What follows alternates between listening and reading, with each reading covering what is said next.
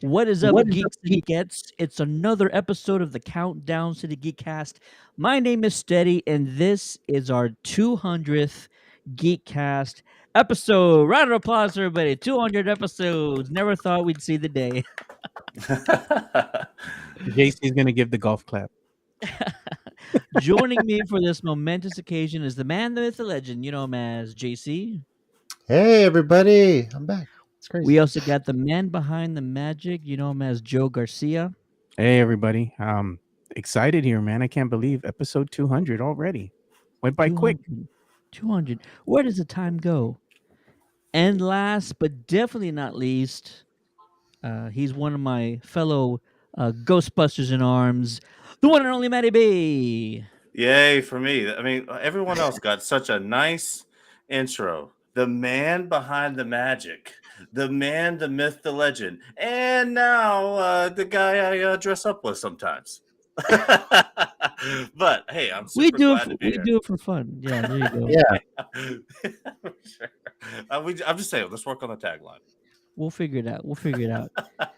Not only is this our 200th episode, but this is a momentous occasion because we are finally sitting down to talk about an in-depth review discussion regarding the first two episodes of the Kenobi series. If you were joining us on our lengthy watch party last week, we sat down and we streamed our reactions for the first two episodes. We did a little bit of an instant reaction, instant take afterwards, but now is when we've really digested everything. We've thought about it. We've all seen it separately multiple times, and now we're here to talk about it. And we also want to hear from you while we're discussing the Kenobi episodes. Let us know what you thought about the episodes in the chat. Just whatever you got, your theories going forward, what you liked, what you didn't like, how brilliant does McGregor just fall back into this role? We want to hear from you. Give us your thoughts in the chat. And gentlemen, we're going to start this episode, how we start all of our episodes, with a kind of a brief summary on part one. But, you know, a lot happened, so I'm going to try to go through You're going to challenge him, JC? 60 as seconds quickly or as less. possible. Oh, You doing just episode one? You're doing both of them? one at a time, so we'll just do one. All right. How much time you giving him, JC? We see how fast you can go. Whenever you're ready, dude. All right, in 3, 2. We open on a group of younglings training in the Jedi Temple. Suddenly, chaos ensues as Order 66 is in motion, with a group of younglings presumably escaping due to the heroic acts of their Jedi Master. 10 years later, we see Inquisitors arriving on Tatooine as they hunt for the last of the Jedi. The Grand Inquisitor, the fifth brother, and third sister, aka Reva, who we find out is very impatient, aggressive, and has it out for our hero, Obi-Wan Kenobi. We find old Ben Kenobi working as a butcher. Very few friends, keeps an eye on young Luke Skywalker, and trades frequently with the Jawas. When later confronted by Nari, another Jedi refugee, Kenobi suggests burying the lightsaber he owns and declaring the fight is over. They lost. We then see Alderaan and meet young Leia, who we learn was still a troublemaker even at a young age, but definitely knows how to stand up for herself. She's clearly being watched by a stranger, and later the same person will kidnap the princess. This prompts Bail Organa to reach out to Kenobi for help. Desperate and wanting discretion, Kenobi initially declines, but will later accept after seeing Nari, the former Jedi, strung up in town.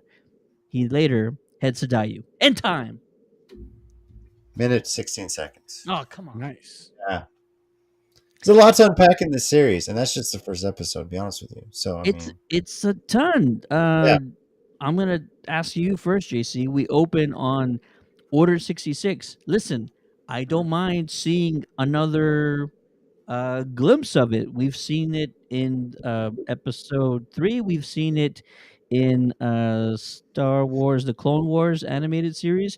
And now we're seeing it again. What do you think they're trying to tell us? There's something that's going to kind of come back to this moment, right? There's another reason why they're showing us this, right? I mean, it kind of sets up where we're at. I mean, they gave us a recap of the prequels leading into it too.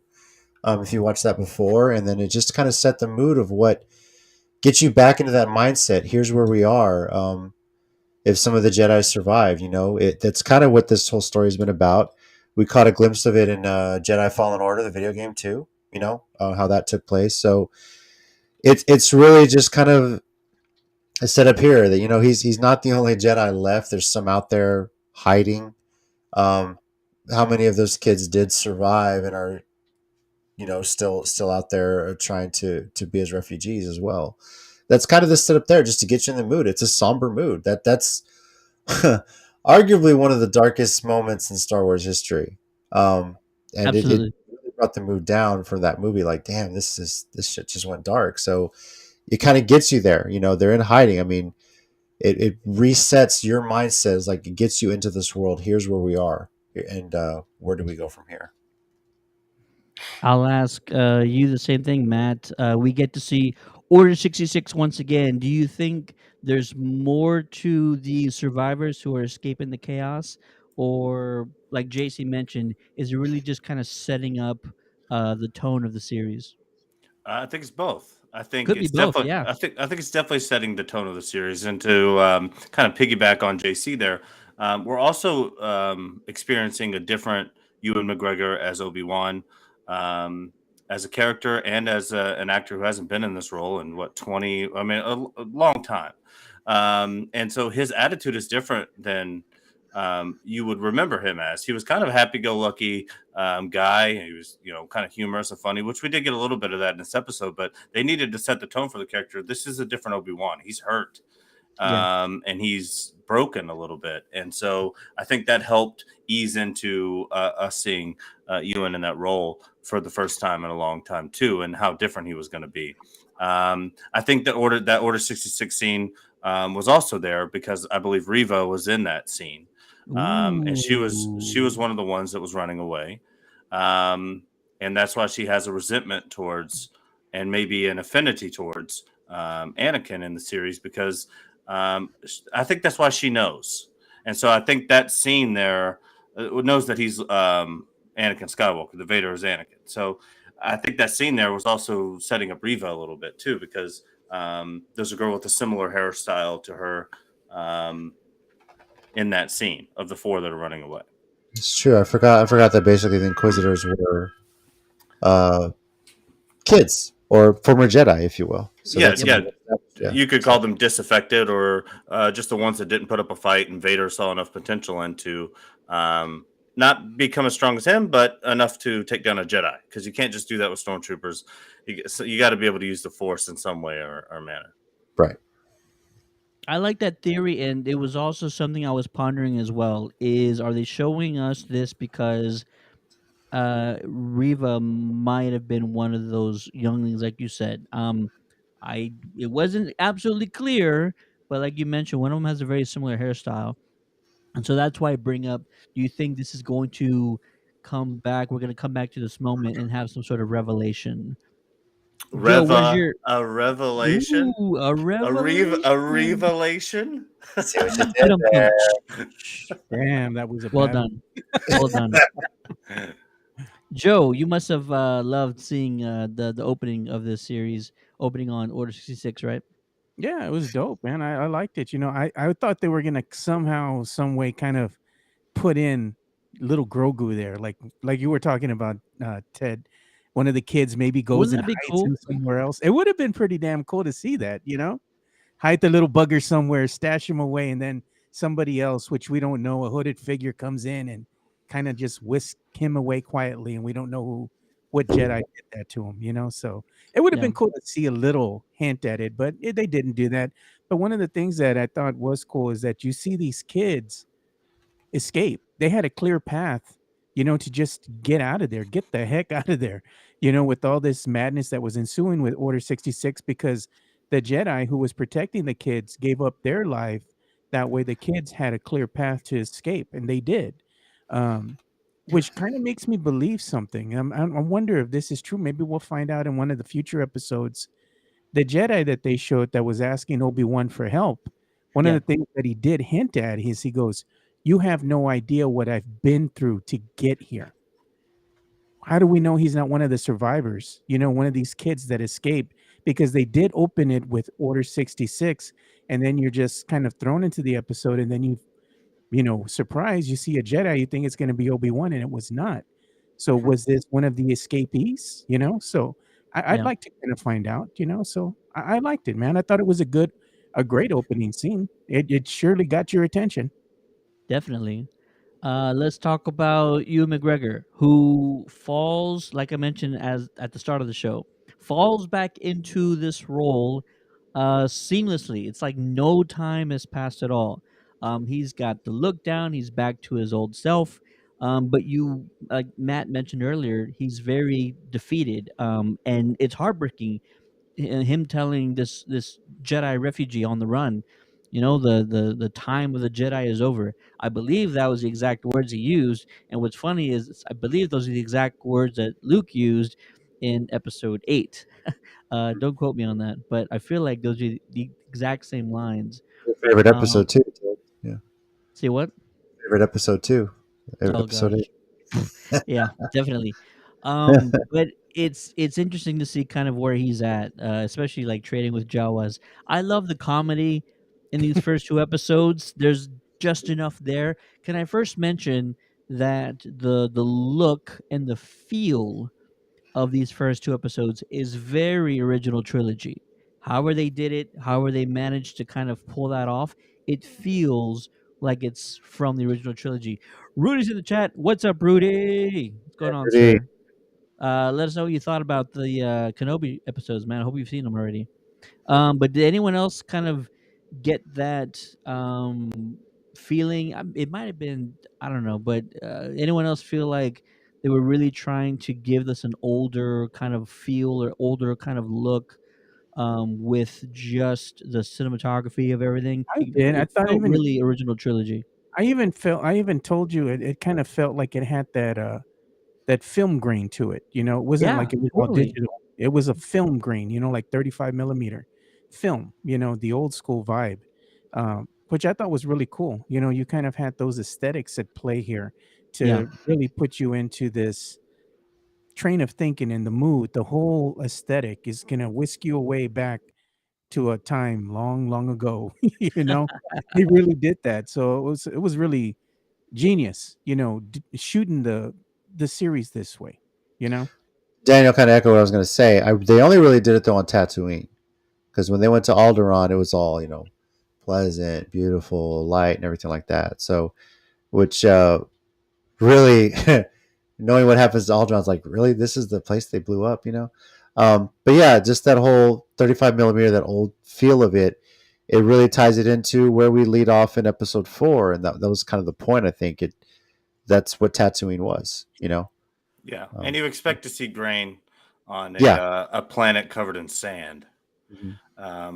So, I I for one Exactly. fucking hate Tatooine, man. I've always hated it. The It's You don't like sand the it's gets do everywhere. you? Is that what it The is? sand gets everywhere, man.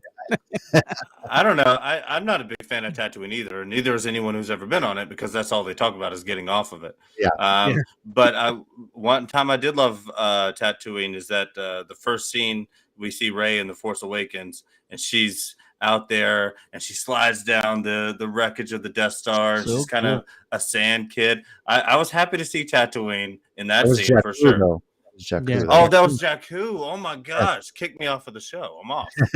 That's all right. They looked exactly the same. Anybody could have made that mistake. It's a Yeah, Oh that's freaking my how, gosh. that's how I really enjoyed Tatooine, at least revisiting it is on Mandalorian, because that was kind of a central piece. So, Daniel also says, I think they say it's important because of the twin sons. mhm. Well, I'll go with Tatooine that. used to be covered in water at one point. It was a lush environment, as the Sand People had alluded to. If you watch the Book of Boba, which was horrible. Oh, It was they're Oh, back. come on. They're back, Oh Ted. my God. You're Yeah, stop. kidding. No. This on No. YouTube? Of course, it's always on YouTube. Look at Maddie got excited. He's Oh, like, Jesus. yeah. Just a short drop. I'm pumped. The Wow. chat is fire again. Wow. It's only been 15 minutes. Yeah. They took a little longer than we expected, but yeah. Sorry, folks. We got some spam. some trolls in the YouTube chat. Ready to report him? Yeah, I already did it already. It's cool. Yeah. Maddie's saying now it's a party, bro. Don't On it. click the link, man. Do not click the link. Too late. He already did. Too late. It's too late. Yeah. This is I the think- Obi-Wan. Oh man. Yeah. The Russians are attacking me because I thought that Jakku was Tatooine. They're coming for us now. It's all good. It's all good. What do you guys make of the Grand Inquisitors? Not the Grand Inquisitors. The Grand Inquisitor, fifth brother, and the third sister. I, for one, sort of love the dynamic of the three of them. I'm actually very surprised that Grand and fifth brother are so, I almost want to say, fair in their hunt for the Jedi. They're really sort of taking a very honorable path to hunting down these Jedi, whereas Reva's stone cold. She's cold hearted. She's resourceful. She gets the job done. She's, you can't make an omelet without breaking some eggs kind of a person. But I'm a little surprised how fair and yet reasonable Grand Inquisitor and fifth brother about this whole thing. JC, what are your thoughts on the Inquisitors in this episode? Pretty spot on, honestly. Because in Jedi Fallen Order, I think it's the seventh sister who you end up fighting. You get a lot of Revis gave me a lot of vibes too, a lot of similarities there. Or is it the second sister? God, there's so many sisters, right? But and that's almost a consistent thing. They're the gung ho ones. They're trying to slaughter the Jedi. They have revenge on their mind. The one in Jedi Fallen Order was really trying to go after Cordova because she abandoned her during the purge, and that's kind of how she ended up becoming an Inquisitor. So, but the idea, behind the Grand Inquisitor and what's the name of Sun King's character? Fifth brother. Brother, they're almost trying to not only hunt the Jedi down, but build trust with the people of the Empire. Because Yeah. if the people of the Empire don't trust them, it's almost like a way of them trying to keep any sort of rebellion from coming up. If people don't trust them, they're not going to give them any information on where the Jedi are. You start threatening people's families, that can go bad, if you will. So, but they're ambitious. At least the sisters are usually. They have a mission. They want it. For whatever reason, she's got her heart set on hunting down Kenobi. Believes he's alive. Says that this is like the ultimate thing, almost like it's a bounty hunter kind of thing. Like she wants all the glory kind of a thing. So, I mean, he's the top prize other than Yoda, right? Yoda would be like the real top prize, if you ask me, because he was sort of the leader of all of them, and he still got away and he's in hiding. But yeah. But they're focusing on Obi-Wan for whatever reason. And, as it seems like people don't even think he's still alive, or let alone Yoda. There's been no mention of Yoda whatsoever either. So, wonder if they'll bring that up. Daniel says, I kind of wish they had the Grand Inquisitor's head look closer to Rebels. It was more sinister on Rebels. It's very, I'm not going to say weird. I'm also wondering that. I mean, they could have figured that out. Maybe they just used graphics to make it look more elongated, as it should be in the animated show. But I was surprised that they didn't even attempt it, or maybe that was just the best they Yeah. could do. No Well, idea. I've actually heard some things that make it seem as if that's intentional. The a Grand Inquisitor is not a name; it's a job title. Ah, And Mhm. so if this Grand Inquisitor, who doesn't look like the one from Rebels, goes, that means that someone steps into his place. So we could see the Grand Inquisitor from Rebels still, because that's just the job title, and it looks like creatures from this planet have good skills for it. There you go. So I think that's totally possible. And then I think Sung Kang's character, the fifth brother, I need him in a Mortal Kombat game. I mean, he was spot on like a Mortal Kombat character. And he has the powers. He would be a great DLC for the next Mortal Kombat game. Don't. Yes, NetherRealm will do it. Don't give him any fucking ideas. Yeah, and then with Riva, I think it has to be like one of two things. Either Anakin saved her and she feels like she owes him, which is why she wants to find the most one thing that he wants to please him, and that would be Ooh. finding Obi-Wan Kenobi, or she hates him and because she saw what he did, he killed her master. She basically went out of survival, and she wants to take away the finding of Kenobi from Anakin.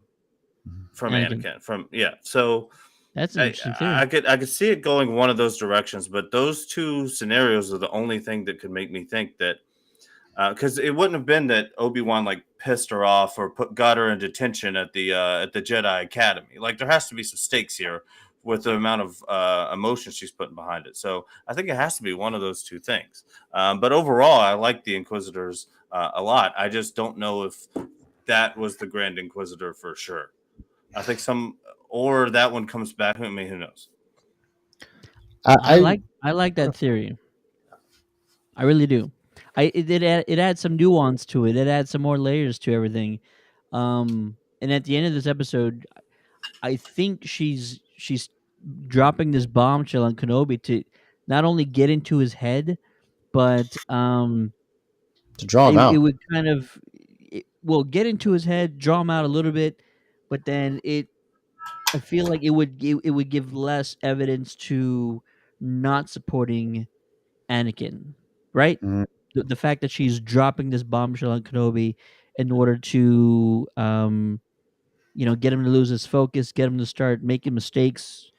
Riva's resourceful. I mean, she's great at this job. She should be a Mhm. bounty hunter if this Inquisitor thing doesn't work out. She will get the job done, folks.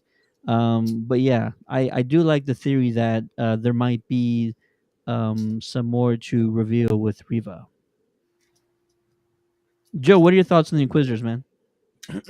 Well, first, the way that I see this, the Inquisitors, they follow the same mantra as a pack of lions. The lionesses are always the hunters. They're going to go out and get the job done.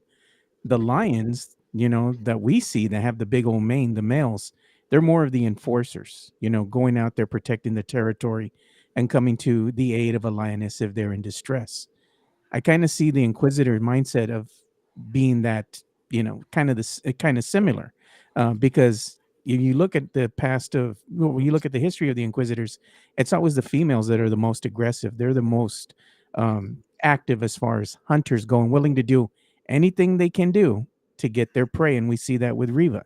One of the things that I think that we're not exploring here is whatever attachment or whatever happened in the past between her and Kenobi. There's resentment there, but I think the resentment might be because maybe she feels he abandoned her or didn't help. Maybe he had the opportunity to help her but Ooh. didn't. So there's a big form of resentment there that she says, I want what is owed. So I think what she wants, what is owed to her is basically to to kill Obi-Wan, that his life belongs to her. Maybe he did something that he regretted. And somehow it's connected to some event that happened in the past between Riva, Obi-Wan, and Anakin. So there's a triangle there, and I think it's going to be unveiled maybe through flashbacks or whatnot, but there's some type of connection between all three of them. I'm almost certain that that's going to happen, and when it does, you see the reveal. Maybe it might change your view of one Obi-Wan. Yeah. On first glance, I actually thought that she was sort of aiming to have favor with Vader. Perhaps she actually wants to be an apprentice of Vader. There are only two. And in order to get that, she needs to do something of great. I don't know. Just she needs to do something great in order to sort of be in his favor, in order to jump over these other inquisitors that clearly have more authority than she does. So maybe doing something like this, bringing Kenobi to Vader or bringing the head of Kenobi to Vader would put her in a position where she could then be trained by Vader. And if she was a Padawan, maybe she was looking forward to being trained. Maybe she was looking forward to being a part of the Jedi Order, and that was sort of taken away from her. And now she's still looking for sort of that power. Maybe she's power hungry. You could kind of see that the way that she's going about hunting for the Jedi.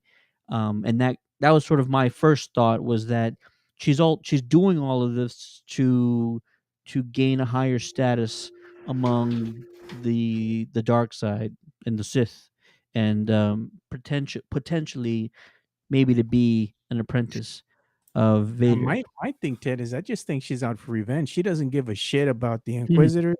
She doesn't care about any of the Jedi she's hunting. Her main goal in this whole thing is to just get to Obi-Wan by any means necessary, and that is including mowing down the damn Inquisitors if they stand in her way, which is exactly what she did to the Grand Inquisitor. She said, "You're in my way. You're a threat to me and my objective. You got to go." And she was I, cold, That dude. Yeah.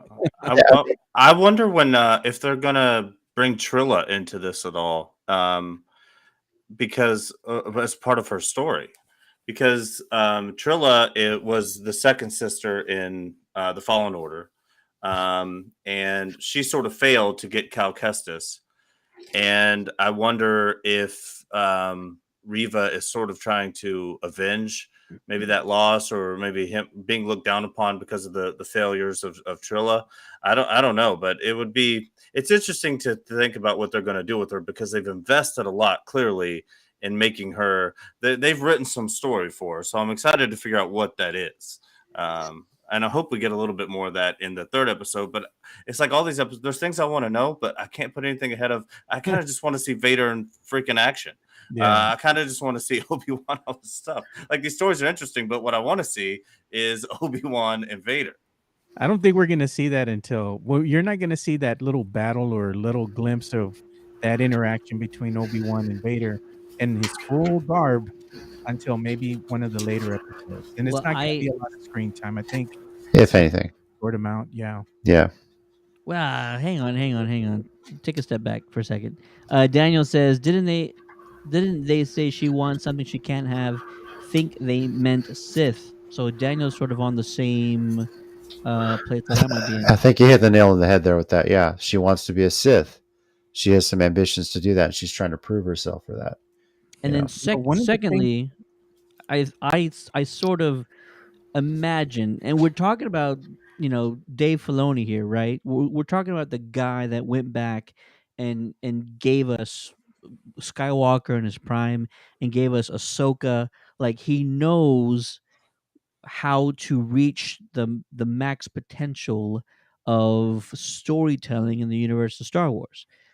I think if I'm Dave Filoni, I'm gonna give us sort of a quick tease, a preview of Vader v Kenobi, and then we're going to, get sort of a substantial final battle towards the end of the episode.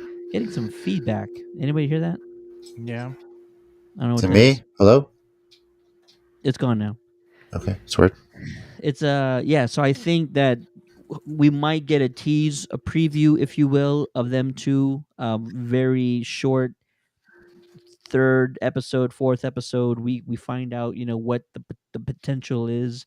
A quick, stare down, maybe, if possible, but then we'll get a full, substantial fight towards the end of this only season, because this is a limited series, right?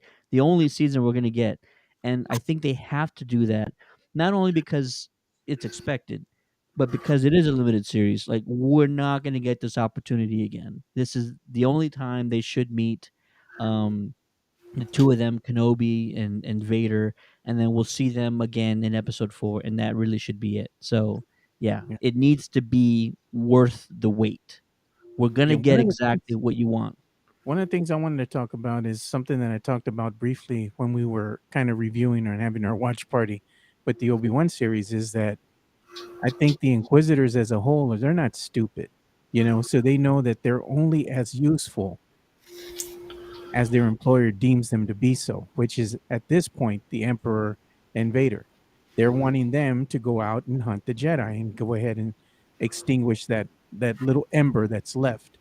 And with the Inquisitors is they know that if they go and they kill all the Jedi, well, they're no longer useful. So guess what's going to happen to them? They're going to get axed as well. So I think there was a plan in place somehow with the Inquisitors that they would not want to just go haphazardly slicing every Jedi. Let's go ahead and kill them. You're thinking that they're trying to do this a certain way with a certain order, but I think they're trying to go ahead and keep themselves alive, because Yeah. as long as they're useful, there's no threat, but once they go ahead and extinguish all the Jedi, that's it for them. The Sith are going to keep them around, as what? They're going to go ahead and train them. They're going to have, Padawans, or apprentices or whatever. It doesn't work that way. There's only two, and it's the Palpatine, the Emperor, and it's Vader. That's it. There's no use for anybody else. So I think by Reva kind of going against the flow with the Grand Inquisitor and the way that they're kind of running things, he's probably telling her, "Hey, shut up. Let's do this a certain way. That way we can stay alive a little longer." There you go. All right. Sorry, we're getting a little bit of feedback noise or background noise. It's probably Maddie just watching the spam, on the other screen. I think It's a sandstorm on. It's absolutely what it is. Maybe he's having an what do you call that? Those sessions where you hear white noise and stuff like that. Maybe he's got one of those things pulled up on one of the computers. There you go. Yeah, well, this is or whatever. no, it's the winds of Tatooine blowing in a new episode of Kenobi, premiering at 2:00 Central. Or 3:00 our time. 2. It's 2. Is it 2? I thought it was like 3:02 in the morning. Nah, 2. 2. It's midnight on the West Coast. I swear, my friends, they're so bad, man. Right now we're doing this thing, and I have people sending me chisme as we're doing the show. I'm like, dun dun dun.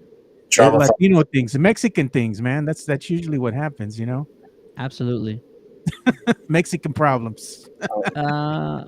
Anybody else happily surprised like me that Flea is in a galaxy far, far away? That was so cool. Man, that was so great to see that. So yeah, interesting cameo. I didn't see it coming. I didn't know. I feel like I've been keeping up with the rumblings of what was coming out. I didn't hear that. So if I've missed him in anything else, I apologize, Flea. But I know he was in The Big Lebowski, one of my favorite movies ever. So it's just cool to see him in another role and with actual like speaking parts this time. Yeah. And he's quite great at this. I don't know why he doesn't do it more often. He just fit this kind of roles like perfectly, and I don't know. I was just smiling from ear to ear anytime he was like on screen. I'm like, this is fantastic. You might see him acting more often now, Ted, because the Red Hot Chili Peppers sold their whole catalog of music recently. So the dude needs some cash. Matt bought it. Matt owns the catalog right now. That was you, Matt, wasn't it? Yeah, I bought it, but I was stoked that they've always done this well. People have their complaints about Star Wars, how they treat canon, how they treat main characters. One thing Star Wars has always done well is create these scummy sort of underworld characters like Flea played. And they always do such a good job with that, and they always try to include that in most of their properties, and it's sort of a signature of Star Wars and those types of characters bring. And he did a great job. It's like you said, Patty. Another great character that we didn't see get a lot of screen time was Benicio del Toro's character. Being that scummy guy. Mm-hmm. Yeah. Some of then was it The Force Awakens and all those? No, he was in The Last Jedi. We don't talk about that one anymore. Yeah. Well, aren't you a fan of that one? We don't talk about The Last Jedi anymore. Horses in outer space, Ted. That's all I'm saying, man. It's going so great. Don't start an argument. Lastly, I want to bring up young Leia, who this actress, she just played this role incredibly. The young Vivian Lyra Blair, who I'm sure Carrie Fisher just would have been so proud of this young girl. Her attitude, her charisma, the way she stood up to that sort of bully of a cousin of hers in the Organa family. I loved everything that this little girl does. As soon as Kenobi sort of rescues her and they're on the run, it really becomes the Logan movie for me. Back when Hugh Jackman was playing Wolverine and he was on the run with that little girl, and they had a very interesting dynamic, the two of them. Well, now Kenobi and young Leia have a very similar dynamic, and I just love it. I love these type of arrangements in movies or TV series, and I think they wrote young Leia extremely well, and she's so damn entertaining when she's on screen. Bravo to this young girl who played her. I can't wait to see more of her. I am also happily surprised that they sort of did a little bit of a switcheroo. They teased young Luke in the trailers, but we now understand that this is all about, or at least for the time being, this is all about protecting one young Princess Leia. Fantastic move. Bravo again to Filoni and everybody else who's a part of this project because I didn't see that coming. I strongly thought this is all going to be about Luke and protecting him along the way, but they pulled a fast one on me. And great merchandising again by the Star Wars franchise to give us Lola, um, a very cute little droid. I'm sure we'll Her name sell is Lola. sell plenty of toys. Just Yeah, based thanks. on the connection that she had with Leia. I think I thought she did so awesome. It's hard to believe that kids sometimes when you see them act that they can be that good.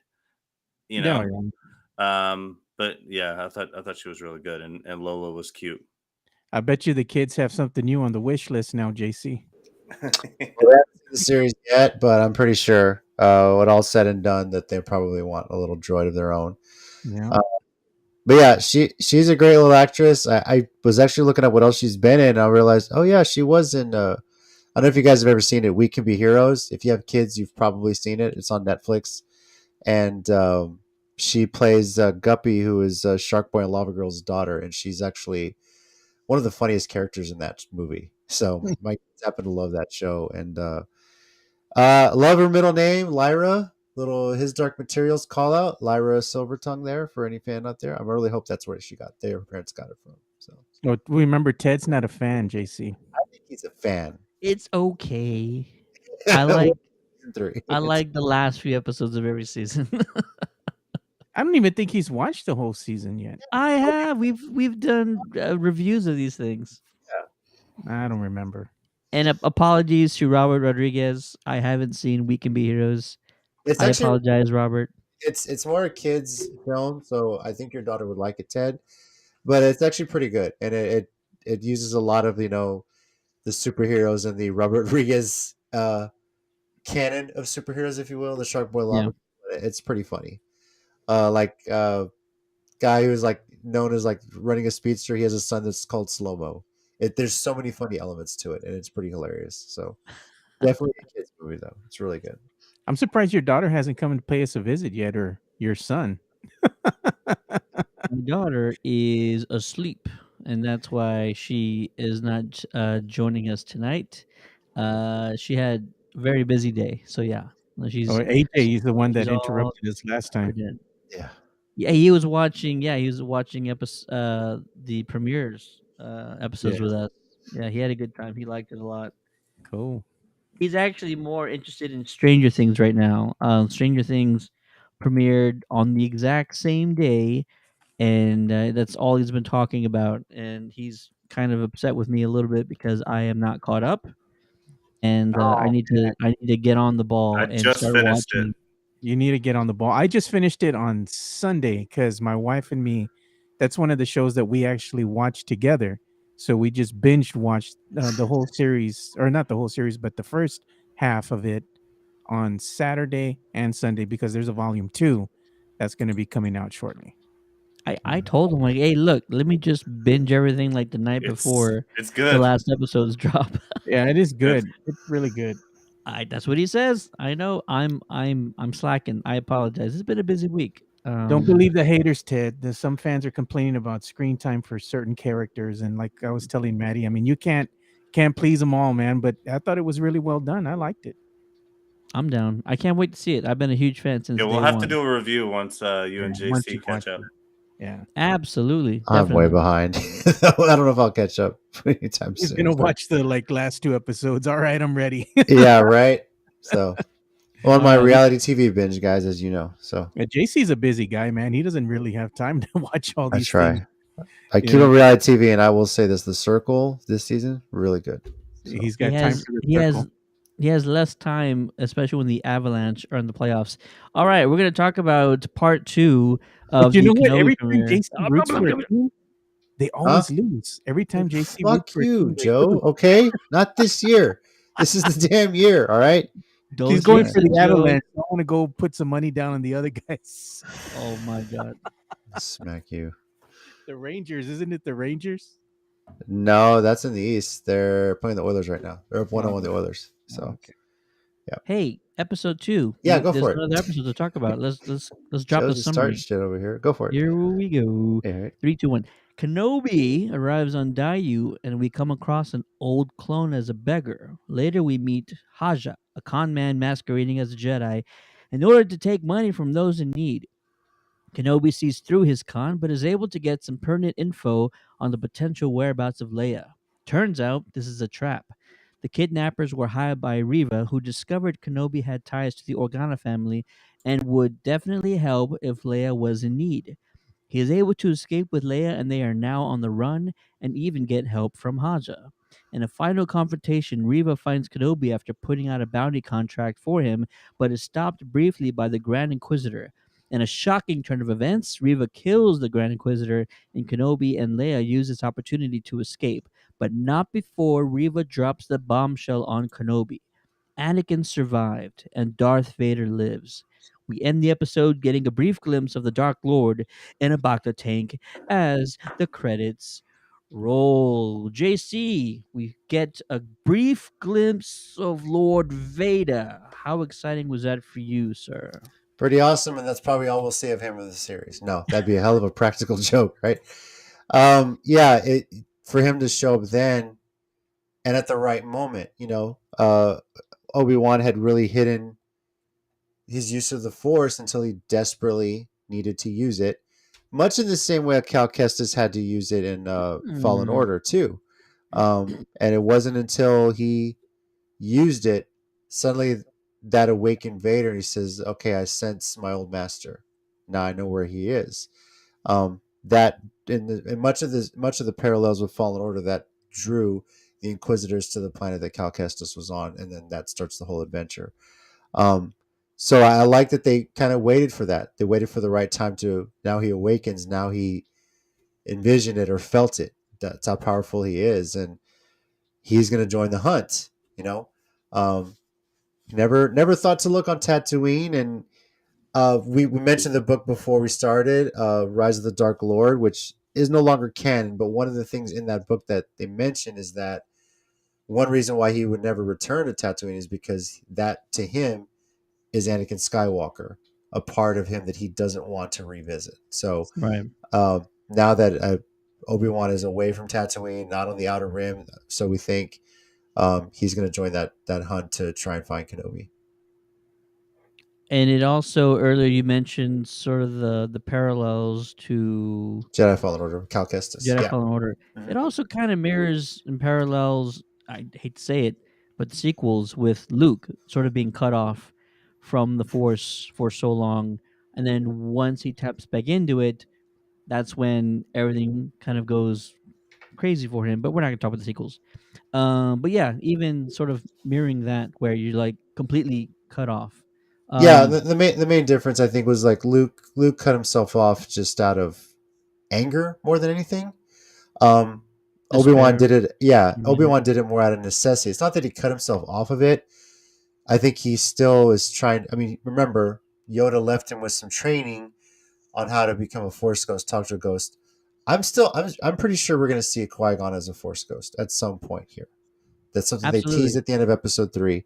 Um, but this is really him. He had to use it out of desperation, and that's kind of where this came into play.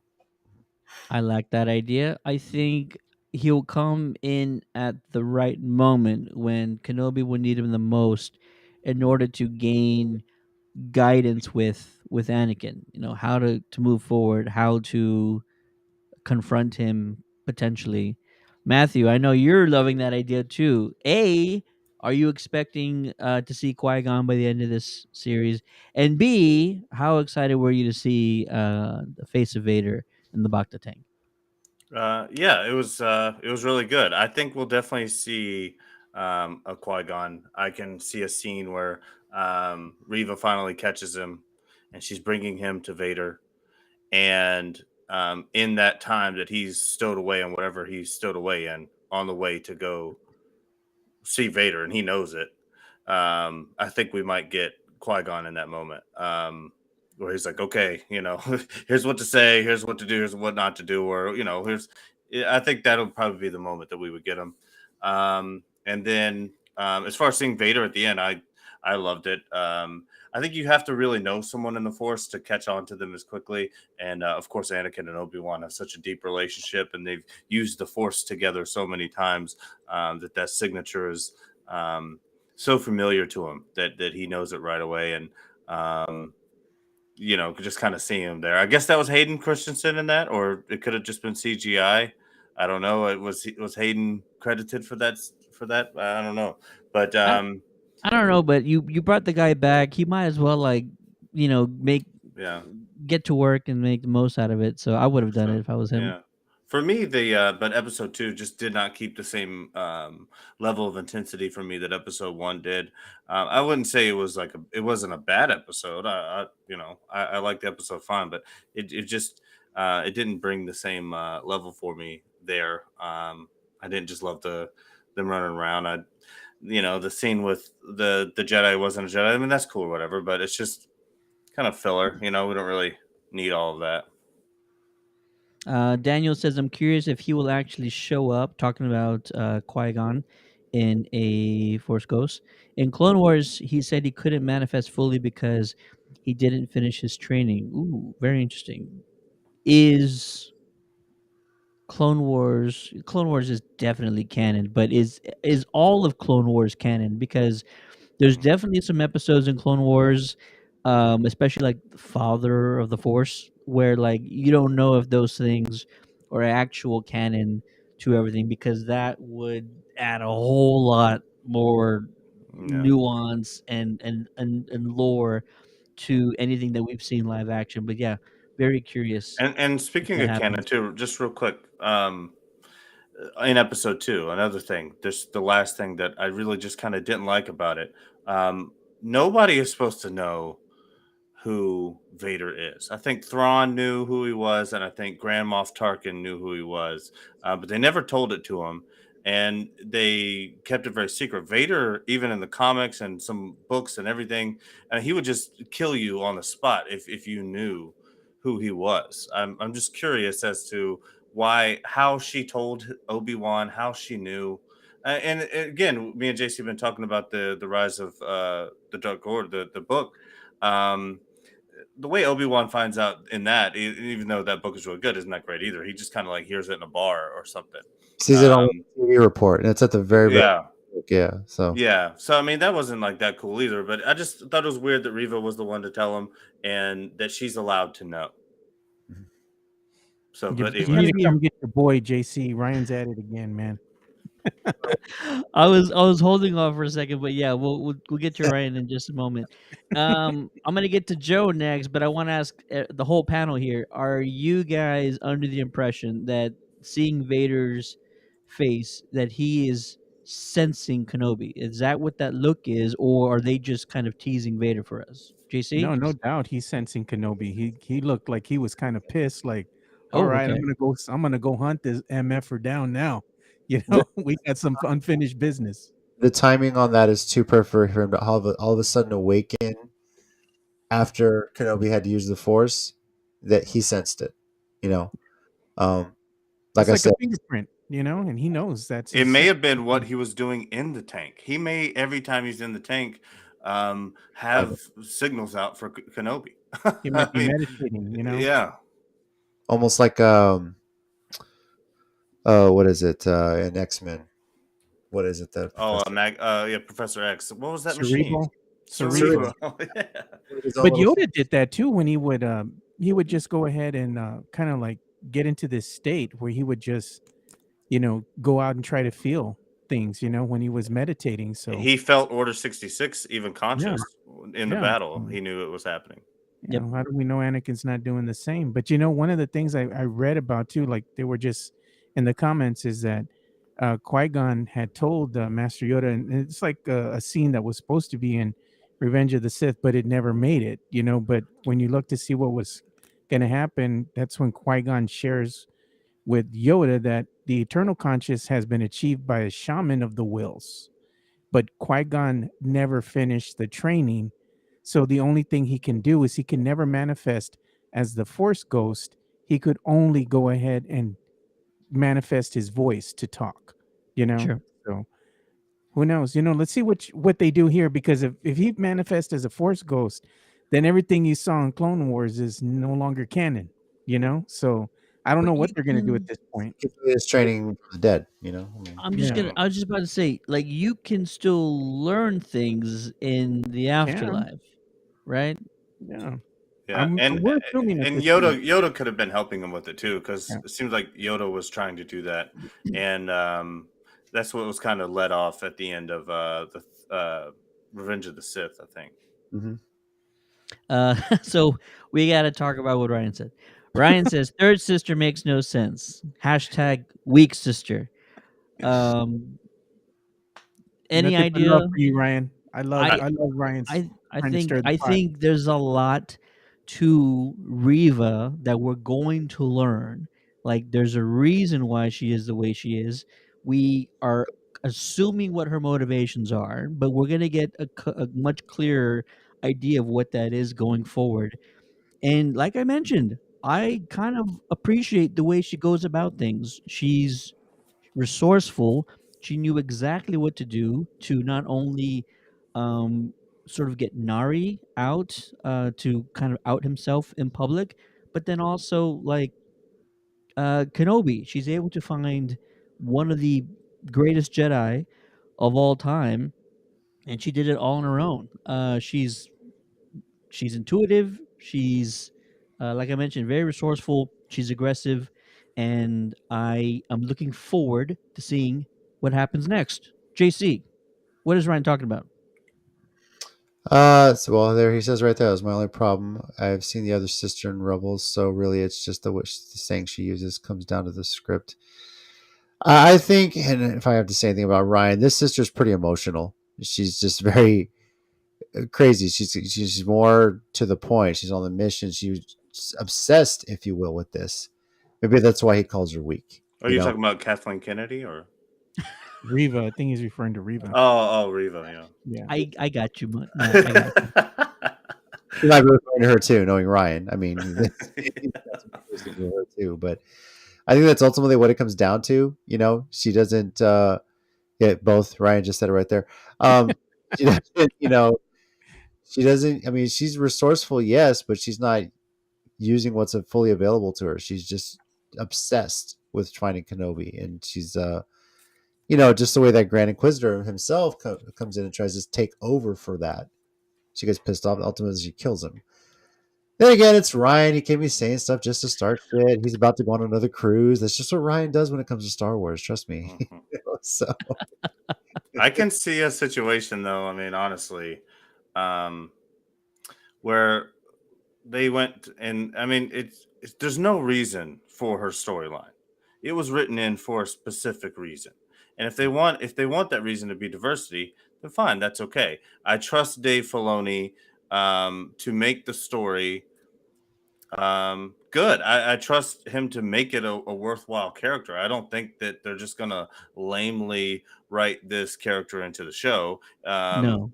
But I do think that I mean, there had to be a reason to come to them and say, we're going to put this in here. And it may have been about inclusion, it may have been about diversity. But for some reason, there's a half of the Star Wars fan base that takes that as it being sort of driven by some sort of an agenda. But no, maybe it's okay to have representation, and we can write characters into these shows that make them meaningful and impactful, and that's okay. And There's also no evidence though to show any of that, right? Like we can hear what people are saying online, but and if anybody attacks an actor or an actress which is for playing a insane. part, It's insane. they are absolute psychopaths. Like Mhm. you, and it's for some reason it's only minorities. They don't do that with anybody else who's not a minority. Anytime a minority is in any major project, they attack them personally, like they had something to do with it. There's no chance that Riva is on this show out of some other necessity. There's definitely a point. This isn't a Halo Quan moment, Joe. You know what I'm talking about. They're not just throwing a new character in here to waste time like they kind of did with Quan and Halo. But Look at I what don't put Brian's that. saying. Rose I was don't put different. that Rose. on the. I don't put that on the actresses. I don't put that on the actors.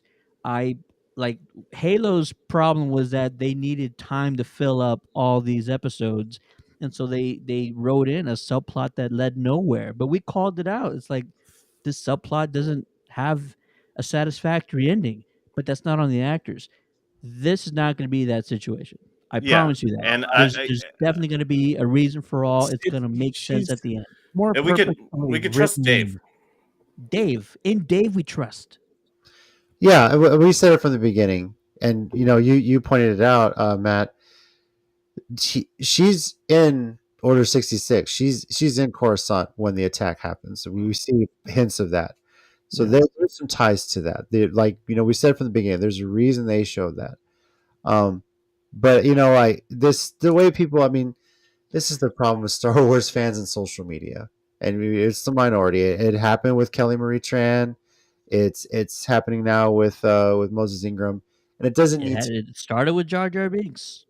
Yeah, Well, the fans also attack Rose, from the new trilogy as well. Episode 1 came out, and the things we're saying now about the sequel trilogy is the same thing a lot of people said back then about the prequel trilogy.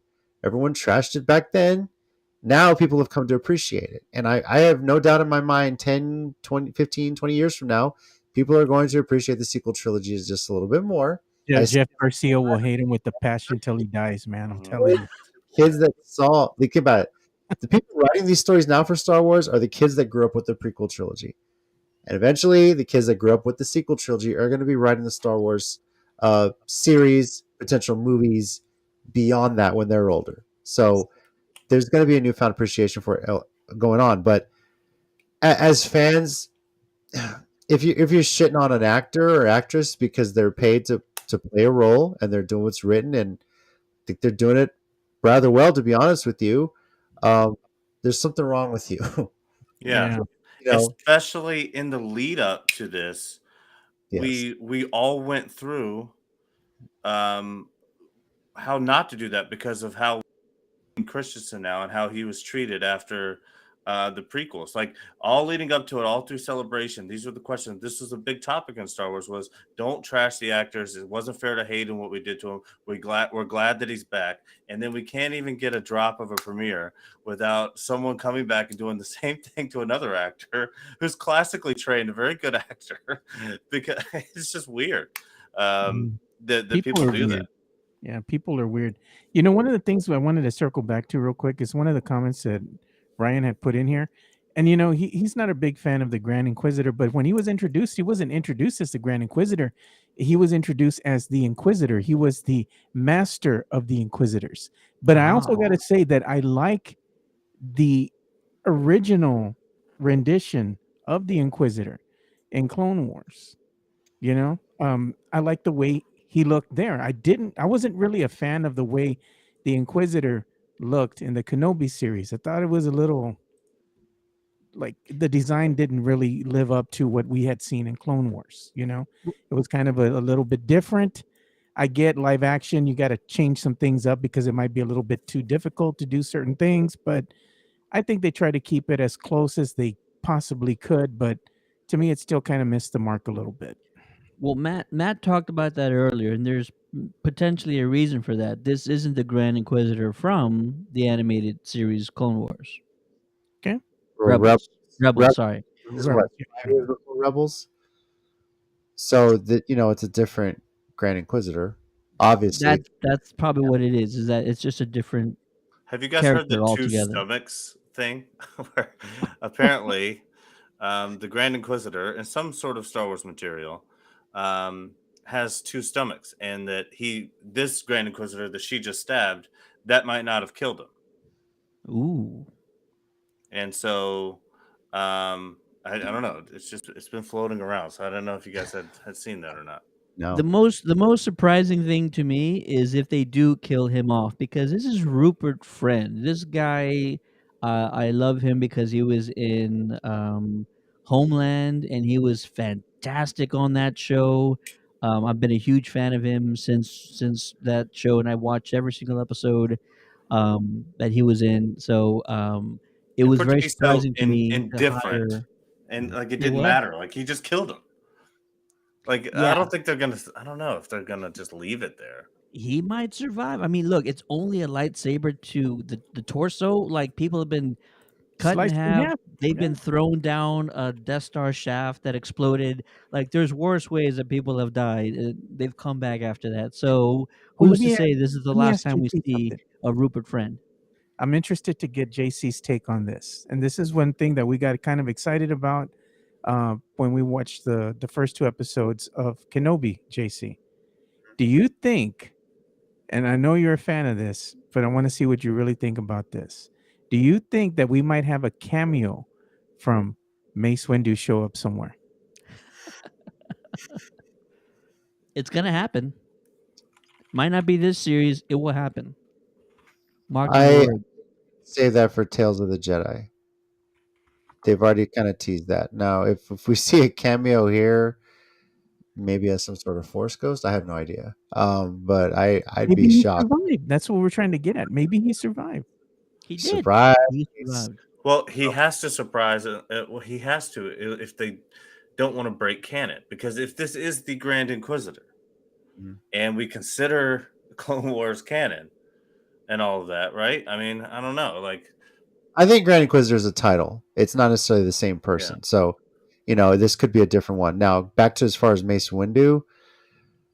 I'm hopeful, but I don't think so. And I think it would take away from the story they're trying to tell with Obi-Wan and Vader here. Unless they filmed that we didn't see before, maybe. But I don't know. I think they're going to save Mace Windu for Tales of the Jedi, especially with them putting him in the trailer. What if You it know? was Mace Windu who kind of saved Baby Grogu? That's been a theory that's been going around since we saw that scene from Grogu, right? So I don't know. That would be pretty badass. He comes out, Maybe he's all potentially, yeah. mangled and shit, and he comes and saves Baby Grogu. that would be crazy. Did you guys see the fan film of from Star Wars Theory? It was like Shards of the Past, Mace Windu's Return. It's really good. If you haven't seen it, look it up. It's very well done. He spent like $1.5 million on it or something, but it's just a Wow. short little episodic sort of thing, like a featurette where Mace Windu does return, and he makes it make sense a little bit. So I'll try and watch it before Disney takes it down. I number one, two things really. Number one, Samuel Jackson, Spurs fan by the way, says that Mace Windu definitely survived the fall after being lit up by Money. Palpatine. Number two, if we don't get him in this series, which I'm not claiming by any means, we will definitely get him by the first season of Ahsoka, in my opinion. Tales of the Jedi, which is going to be an animated project, I don't think it's as grand if you bring back Windu in just animation form. I think he has to be in live action form, and I really feel like one of the arcs by the end of this first season, or only season really, of Kenobi is that he could potentially start reaching out to other Jedi, kind of see the error of his ways, not to necessarily start up a new temple by any means, but at least provide the support and the aid that he wasn't giving before, and which is leading to their deaths really. So yeah. Oh man, Brian says, I mean, if Leia survived from her lungs exploding, then anything is possible. That's true. She did the Superman, flying in, so That was a little insane, too. How they made that happen. If that can happen, then then Mace Windu can come back. the only hope that I have from Tales of the Jedi is that at least maybe in one of these little animated shorts, we get some telling of the great Nomi Sunrider. I freaking loved her story arc in Tales of the Jedi. I want to see that put in an animated short. That would be, to me, that would be it, man. That would make my whole year. Very nice, very nice. I think we've talked about episode 2 through and through, but we have not yet talked about one of my favorite new characters in the Star Wars universe, Haja, Kumail Nanjiani, who played this role like perfectly, and he was such the perfect character. Just his tone and how he's sarcastic and how he delivers his lines. I mean, he's not very different in anything else that he does, but he was just like perfectly cast for this Jedi con artist, if you will. And as soon as I saw that it was Kumail, that was this Jedi that was gonna offer help to Kenobi, I was like, oh my god, he's a con man. He's playing folks. It just felt like the right opportunity to sort of put that sort of twist into the story. And I just love like all the panels on the walls were just set to like motorized things. It was just so well done, and I just loved it. Kumail is hysterical, in my opinion. He's clearly the best part of Eternals. No. Um, but yeah, I'll no, get you. absolutely love The the only character. good part about the Eternals. Ryan says he also was not bad, pretty good, played the same role as in Eternals. LOL. I mean, if it ain't broke, don't fix it. Why not, right? I mean, so Daniel says that was not Superman, that was Mary Poppins, y'all. Absolutely. No. No, I Um, thought it was funny. It was kind of reminiscent of, the way that the con men used to count people way back in the 1900s when they were doing the seances, and all it was is just, smoke and mirrors and, that kind of thing, levitating a table and blinking the lights and stuff, or the lanterns. I mean, it's comedy at its finest. I mean, you just love the theatrical performance that he puts into the character. Oh, I'm going into your mind. I'm out of your mind. I was like, dude, that is freaking gold, man. Yeah, and it kept a kind of George's love of the westerns. That Dave also does really well of invoking that. It's just this, the snake oil salesman, um, and it was cool. I thought the character was pretty funny. Um, I thought for sure though he was still going to try to screw over Kenobi there at the end. I thought for sure that was going to happen. We Like he don't wasn't just know going. if he has not yet. That's the Yeah, thing, that's you know? true. That's true. But it was funny when Reva uses the force. She's like, "Those are not magnets." Huh?" You could see that his tone kind of switched. He was like, "Oh shit." oops, busted. He Oh, was and Ryan was absolutely. saying that they have Ice Cube's son listed as part of the cast for the Obi-Wan series. I saw that as well when I yeah, was looking up the cast members. And they have question marks on some of them that have like small parts to play in the series. We don't know what their characters are as of yet. kept it hush We hush. we don't, but he's listed. He's got credits for 4 episodes, so it's probably the last 4 that we're absolutely getting. Yeah. Wait, are we getting James Earl Jones for Vader's voice?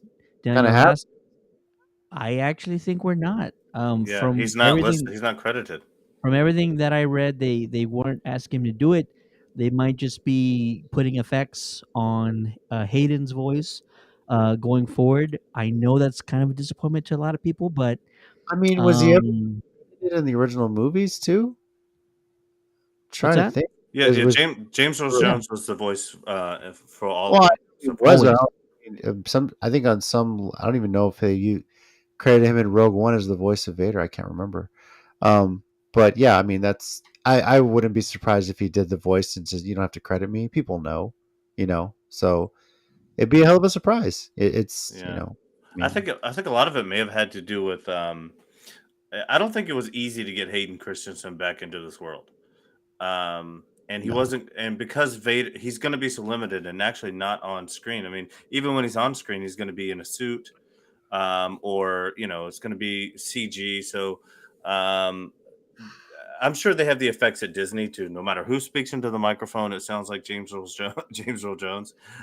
So they might just that might have been part of getting him back. Well, hey, you get the voice role and you get this amount of on screen time, and he was like, okay, I'll do it. Okay. Any thoughts of a potential flashback as young Anakin? Hayden sort of doing a young Anakin. I think it needs to happen at least once. Not because I think it should, but I really wanted to see maybe just another scene that we've never seen before. Something that maybe he remembers back in his training that might potentially be of some value going forward. I just think that this is the only time we're gonna get probably Hayden back and Ewan McGregor back. So you really have to like go all in on this one season, right? Like just put everything you possibly can that makes sense. With the de-aging technology, I expect to see something like that. Yeah, Um, for sure. some sort of interaction, whether it's a memory with Obi-Wan, whether it's related to him training younglings in the Jedi Temple before he turned. Oof. Uh, there's so many ways you can go with this, and if you don't see that, do you really believe Hayden Christensen's the one in the suit? Because they could be telling us it's Hayden Christensen, but it could be somebody else. Um, but I mean, I expect them to do something where there's some sort of interaction, even if he's talking with the helmet off. But yeah, they kind of have to do some sort of callback to see Hayden as Anakin, whether it's a memory or otherwise.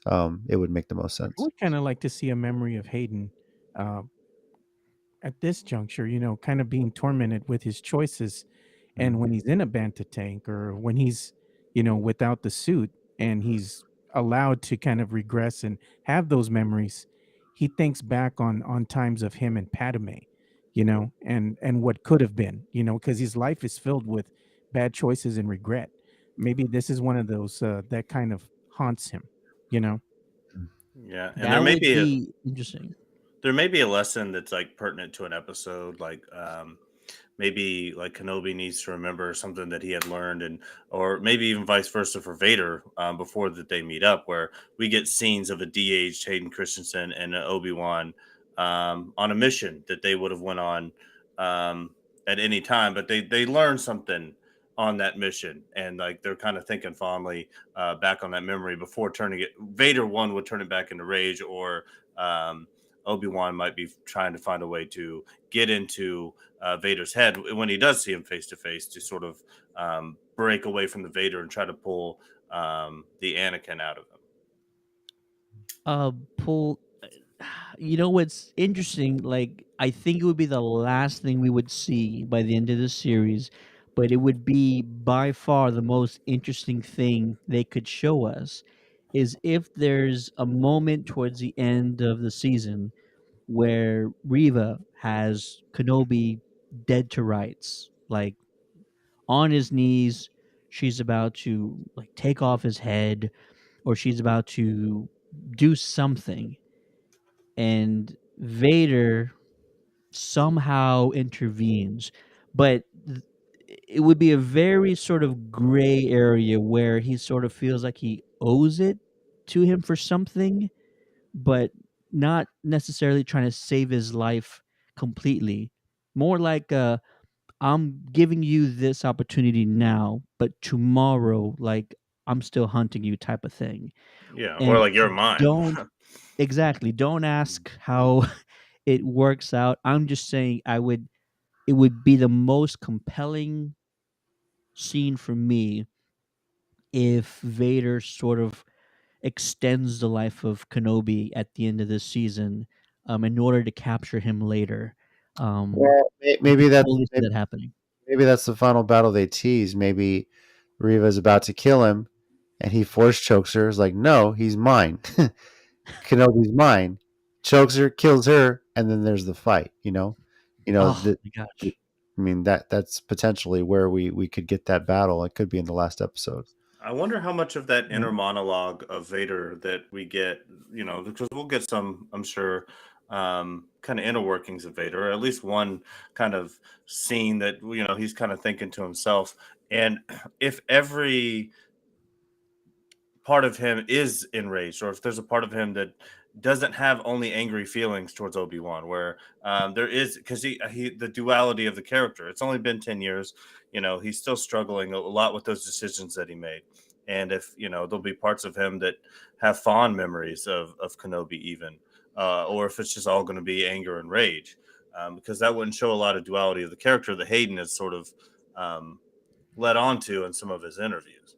I think Maddie Almost said in his something. I think mind. what we'll see is we'll see a lot of his conflict with the light and the dark still, because it's only been 10 years. So we get Hayden as Anakin talking to Hayden as Vader, like in his Mhm. mind kind of thing. Yeah.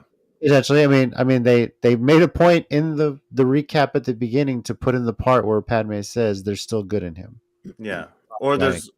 there's times where he's trying to be mad at him, but he keeps thinking of a good time that they had, Yeah. or something along those lines. But getting Hayden talking to Vader a little bit would be really cool, I think.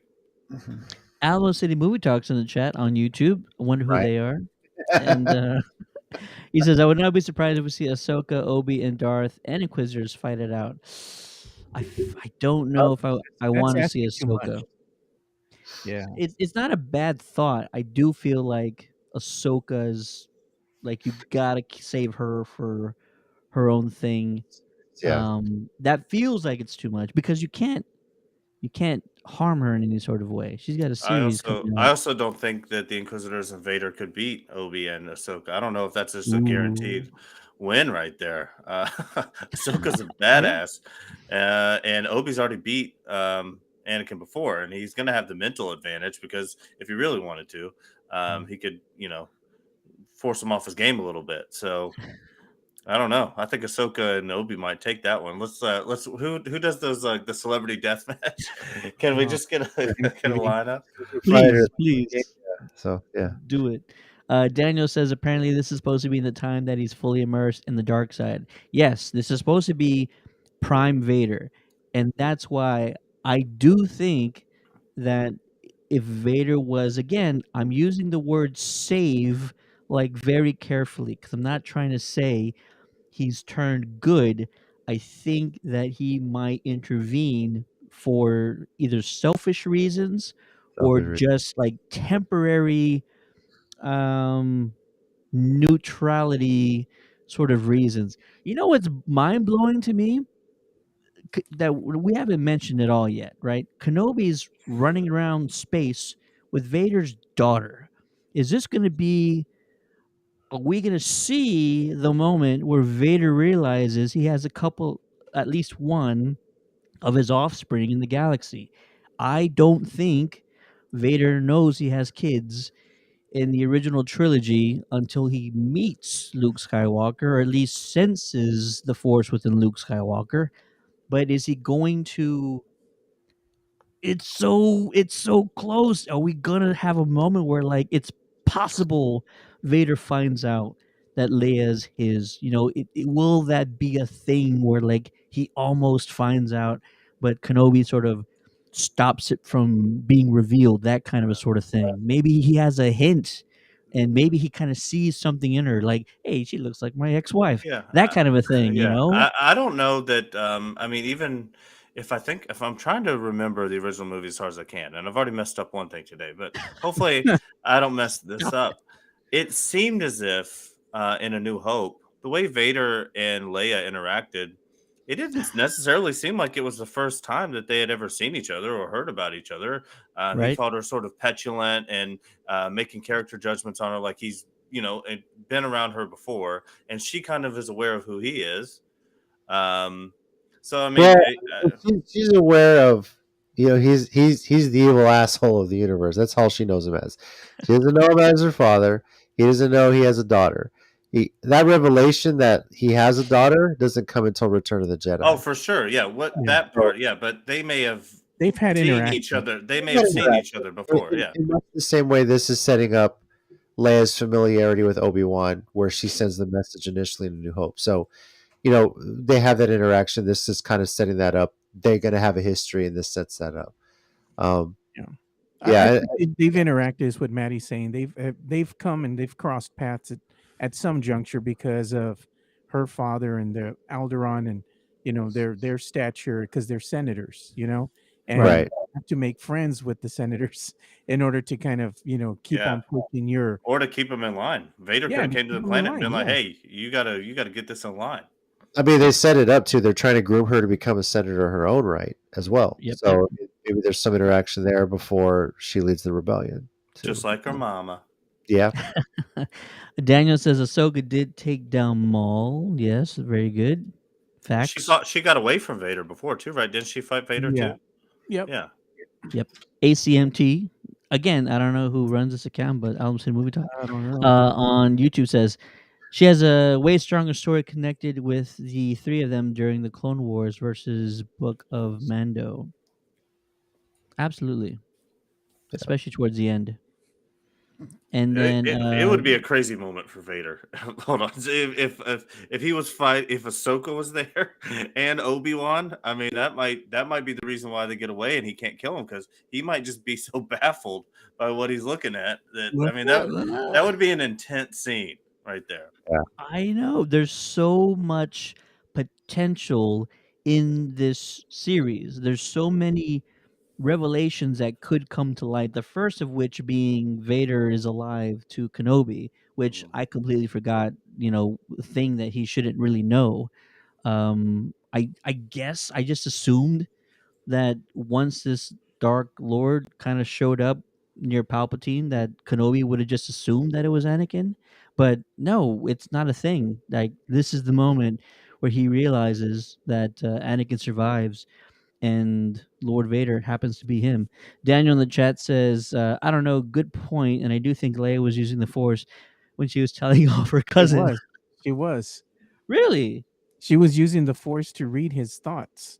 Ooh, good one, good one. Yeah. Maybe Yeah, not I as- got mean, that. I mean, we all know the worst.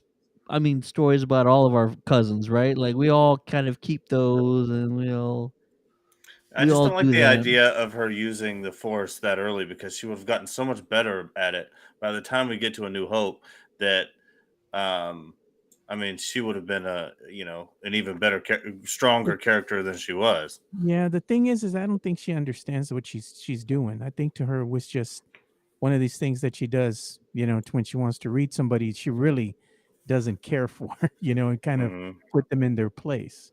Yeah, I don't think it's something that she's mastered or harnessed. It's just maybe something she uses every once in a while, and we kind of unknowingly. unknowingly, yeah. We just saw a little glimpse of it, and one of the other things that I kind of thought about when we're all talking right now is, we know that Obi-Wan's going to be the person who is the protector and looking out for Luke, and he has to stay on Tatooine. Who's going to be the one that's going to stay behind and kind of be that caretaker for Leia? We know that you have to have a Jedi that kind of stays behind and protects Luke in case if he needs some training.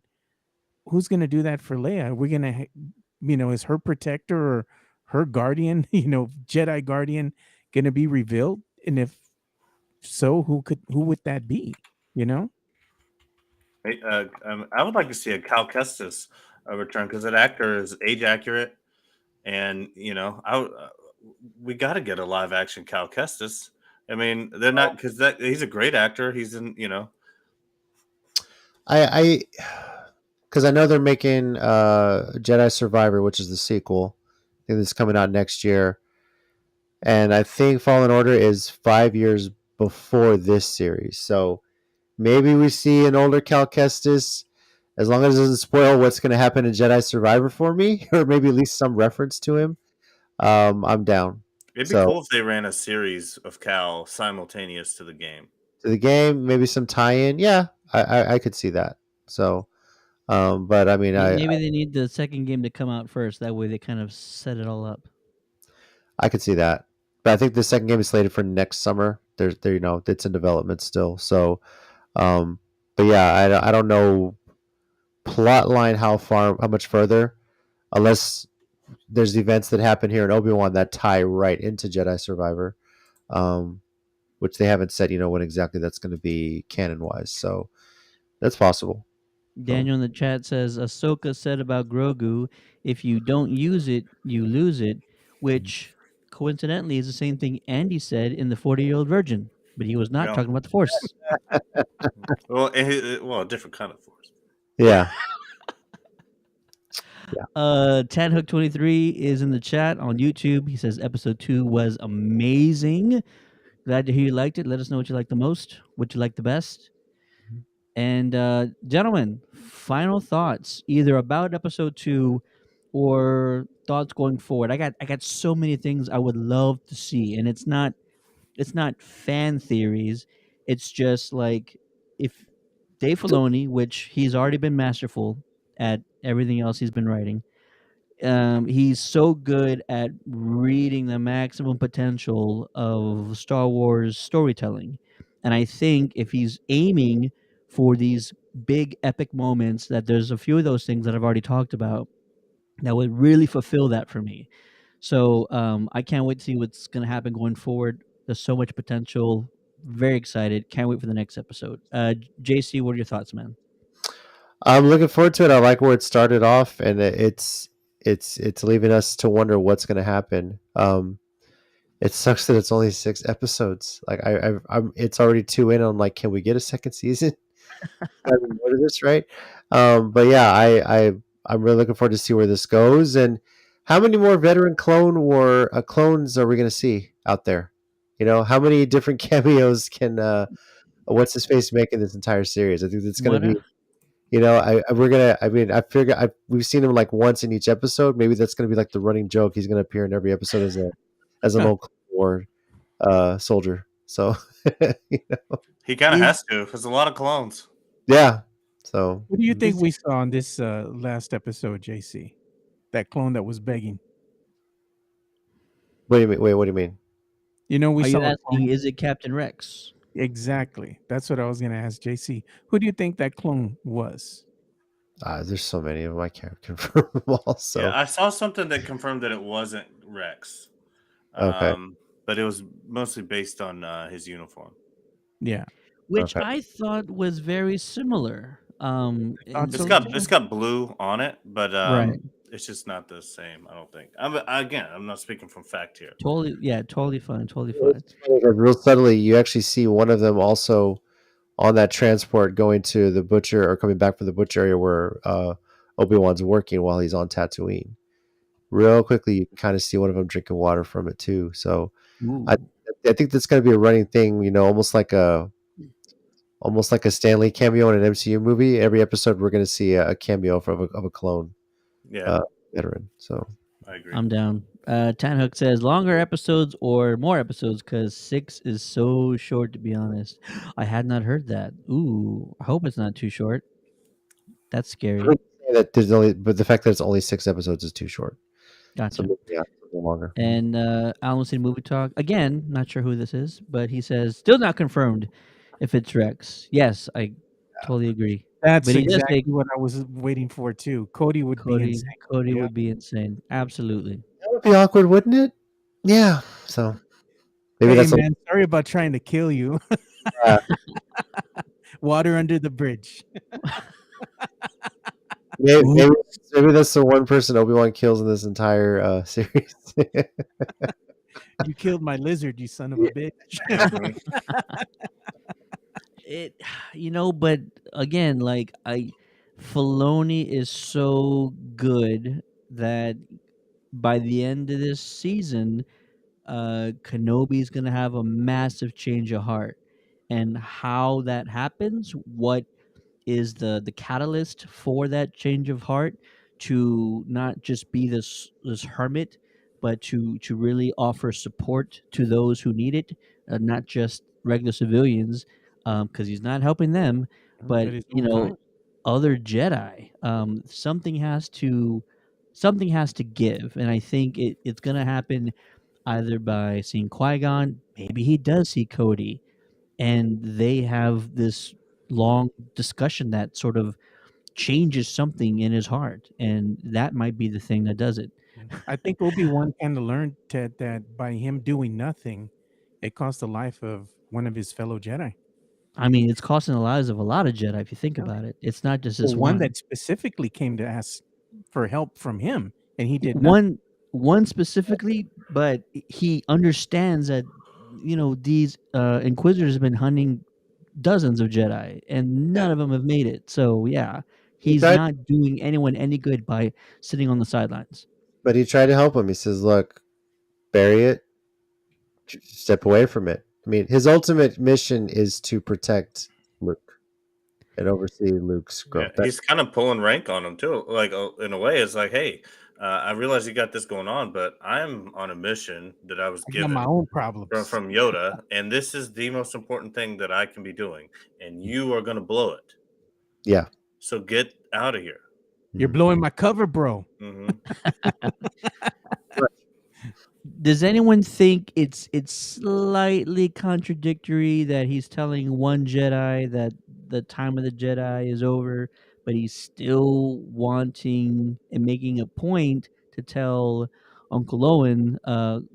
By the way, glad that Joel Edgerton is back, but telling Uncle Owen that Luke needs to be trained. It's like, you kind of said there's no more Jedi, but you want to train Luke as a Jedi. Like, He those said if things he's are showing, slightly contradictory, right? he's I saying think if he shows powers, yeah, I think But even if he shows power, that's dangerous yeah, for him. that's what he was saying. He needs to be trained because I think what Obi-Wan's biggest fear is that he's going to fall into darkness, much like Anakin did. You Mm. know, Mhm. Yeah, and so he's got to get him as early as possible, which Yeah. of course doesn't end up happening. But I mean, honestly, it is kind of overkill. Um, I mean, I think that like Obi-Wan's skills would have been much more valuable trying to be out in the galaxy, doing these missions, saving other Jedi, getting everything back together so they could fight something. I feel like most Jedi would be able to have the role of sitting in this cave and waiting for the kid to show powers. Especially when you're not allowed to use you know what I mean? I feel like Obi-Wan could have been of much more use. That's why I'm glad that he actually got to leave in this series. A lot of people didn't Right. like that. I thought it was great. It was a little overkill to take Obi-Wan, one of the best Jedi that's alive, to just have him sitting in this cave when he could be out helping. Yeah, who wouldn't like that? I thought everybody was sick of Tatooine. Now there's still people that want him to be stuck on Tatooine. Yeah. I'm for Make it make Obi-Wan in space. sense. They have this vision in their head that he sat there until Luke was until the interaction, like he did nothing. Yeah. We're getting a glimpse of what he does, and it's not like he left to do some random mission. He left to save Leia's life. I mean, he has ties to that as well, you know. So I wonder if Bale stayed with Luke, or because Bale doesn't like Luke, obviously. Oh man, dude. Like, if kid, Bale man. just, Dude. I mean, Leia has this great life. That's all I'm saying. Yeah, Bell No. does not give a damn one bit about Luke. Like, Luke doesn't even Leave the exist, boy, dude. go get the girl. Get Yeah, over man. there and go get my daughter. He's like, F this dude, Cold. man. It was harsh. Cold-blooded, dude. leave him alone. Yeah. So Ryan, who apparently is the head guy over at Alice City Movie Talk, says a lot of Jedi have become Inquisitors, so that was hard to do with the bag wagon I think he meant bandwagon. of not Bandwagon. wanting to die. I know he meant to say something else. yeah. Do with the That's something his something. just, interpretation of his Jar Jar speak. Awesome. Final thoughts. I know have we heard from JC yet? JC, final thoughts, sir. We already got my final thoughts, but yeah, I'm looking forward to it. Matty B, final thoughts, sir. I'm stoked. Can't wait. Misa stoked. I'm ready to. I'm I'm ready to still see waiting it. for Ted to do a third person as Forger. Oh, Man. gosh, That shit gets Forger. me, dude. That's funny, dude. Forger likes this series. Forger. Yes. Red bug with two G's. You gotta go back and watch season 3, Joe. Season 3 is where it's at, man. Yep. Dude, I freaking love Forager, man. I want Forager to have a spin-off series, man. There you go. No, but I thought it Um, was good. I liked it, and I'm looking forward to seeing where it goes. I like the not knowing part. To me, it's kind of refreshing. I have a lot of ideas and stuff. I just don't Yeah. want to. I don't know. I just want to. Don't We'll get see your what hopes up, happens. man, because Disney likes to troll the shit out of everybody. They're gonna go gotcha. there you go. Joe, final thoughts or theories going forward? Final thoughts. I just think that this Kenobi series is I think it's going to be one of the more important series that's come to light here. On Disney Plus, and the fans are going rampant. It's one of the most watched premieres in Disney Plus's history, even more so than WandaVision. So that's saying something. People are hyped about Kenobi. We're all excited about this series, and I think it's going to play a very important role in connecting, A New Hope and all the other loose ends of, the Kenobi and the Anakin story arc that we kind of wanted to always see. So I'm excited, man. I can't wait to see the next episode. Already the most viewed original series on Disney Plus in premiere, something like that. The most viewed premiere on Disney Plus Well, it of helps all with time. watchable time for it to debut. I'm just saying. That does help, and they should do that more often. They should learn from that. There's no reason to put it on at midnight on the West Coast. I think they think that it's probably Americans will stay up, and then the rest of the world can watch at a convenient time. But no, for like they Dude, they put it really on need at to move it a little bit. 8 o'clock, man. And Fuck it's that. also the spoilers. Like people get so pissed about spoilers because I remember like in the early days of the internet, everything was based on East Coast time. So Right. when things premiered, if you were on those early social media sites, I mean, it would just roll in of all these spoilers. Stay off social media. Everybody knows you can't be on Twitter or nothing if you're going to want to watch an episode Yeah, without that's it on getting that's on ruined. most folks now. I have a problem, Joe. Okay. You're addicted. You're addicted to the Twitters and the TikTok. No TikTok for me. I don't have that app, but Yet. Yet. Thank I, you. I hate TikTok. My wife's addicted to it like no end, man. I freaking hate that app. I want to burn it with fire. all right, boys. I gotta go fly here soon. Yeah, All right, you man. gotta jump off, and we just talked about the first 2 episodes of Kenobi. Thanks to everybody who joined. Ryan with Alamo City Movie Talk, Tan Hook, Daniel. Appreciate all the comments in the chat. Yes, even you, Naked HD. I'm looking at you. And Rudy, shout out, brother. Thanks for joining us tonight. We want to hear from you guys. What did you think about the first 2 episodes of Kenobi? Give us your thoughts in the chat.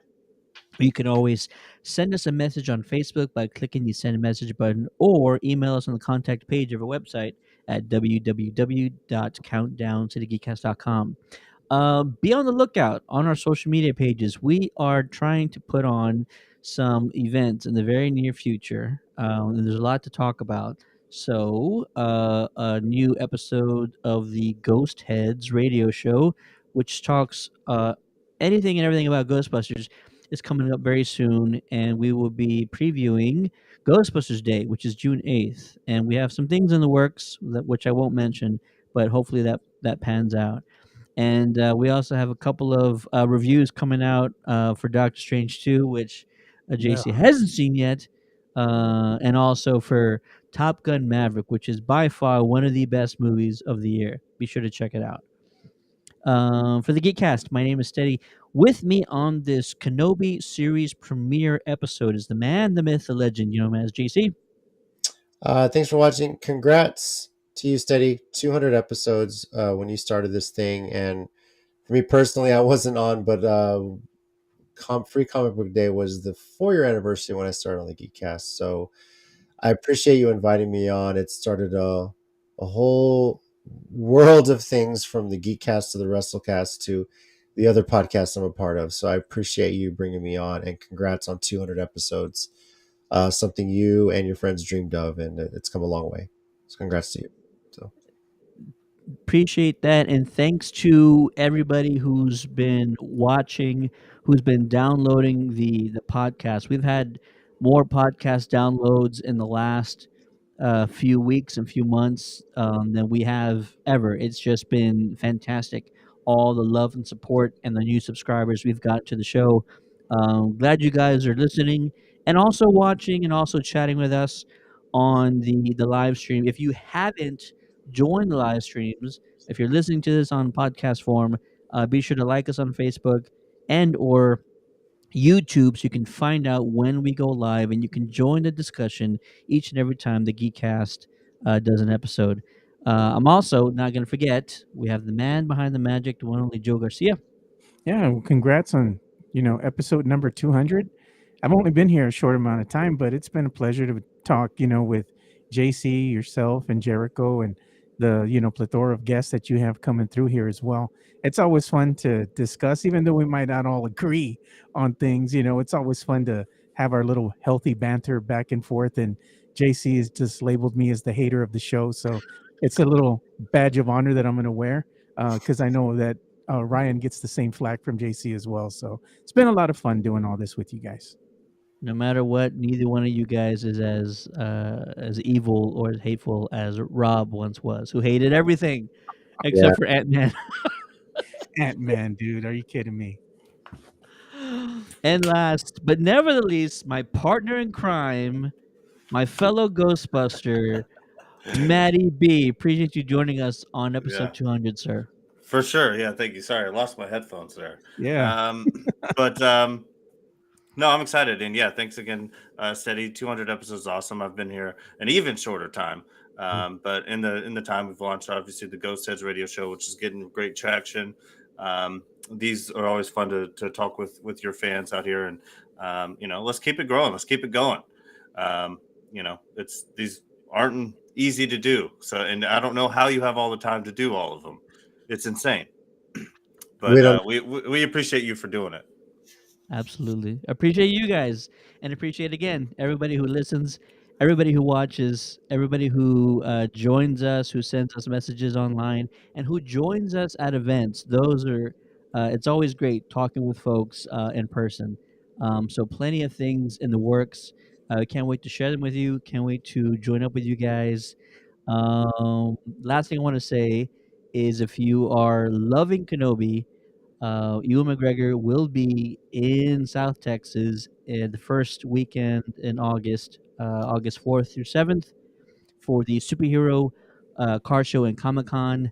Go to pmxevents.com right now to get all the information you need and figure out how to get tickets, how to buy autographs, how to buy photo ops, to meet the man himself, Obi-Wan Kenobi, at the superhero car show and Comic Con. Again, How did they pull off this guest list? Sorry, Ted.